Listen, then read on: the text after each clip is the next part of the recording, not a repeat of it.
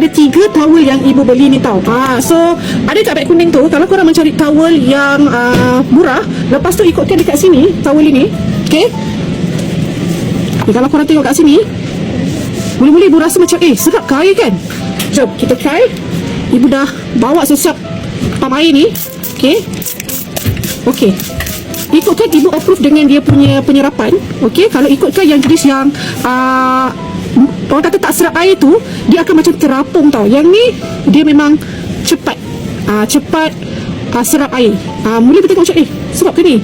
Rupanya serap So keluasannya yang ni 70 kali 140. Sesuai lah macam anak ibu. Okay, adik mesti ibu beli actually ni untuk anak-anak ibu. Diorang selalu tukar-tukar towel. Okay, ikutkan memang ngam lah untuk anak ibu. Macam ibu lebih prefer yang oversize. Okay, ada dekat beg kuning tu. Yang ni colour pink, yang ni colour brown. Colour brown pula, ni colour apa? Grey, yes. Ni 100. Ikutkan yang ibu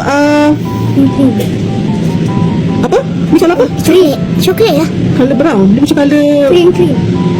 dia macam brown, soft brown lah. Yang ni colour grey. Sama juga. Material kain ni memang serap air.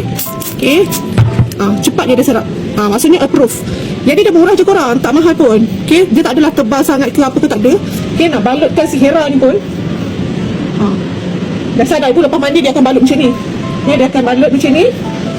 Settle. Satu badan dia boleh tutup. Yang ni colour pink. Material colour pink ni macam ni. Yang lain tu adalah yang sama. Yang ni yang pink. Okay, korang boleh tengok dekat beg kuning tu. Okay, sama je serap air. Okay, yang ni korang boleh dapatkan dekat beg kuning tu. Boleh lah untuk letak untuk lap baby ke, ataupun anak-anak. Orang kata anak-anak badan masih kecil lagi, macam ibu tak sesuai. Untuk dewasa boleh, tapi yang jenis yang bukan yang besar-besar yang cabi-cabi tu yang sangat tak sesuai lah.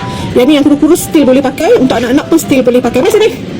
Okay, korang boleh dapatkan towel-towel ni semua dekat beg kuning. Korang boleh pilih lah yang macam mana yang korang nak. Dia macam-macam colour ada. Ibu beli 3 kali ni untuk anak-anak ibu. Okay, bye.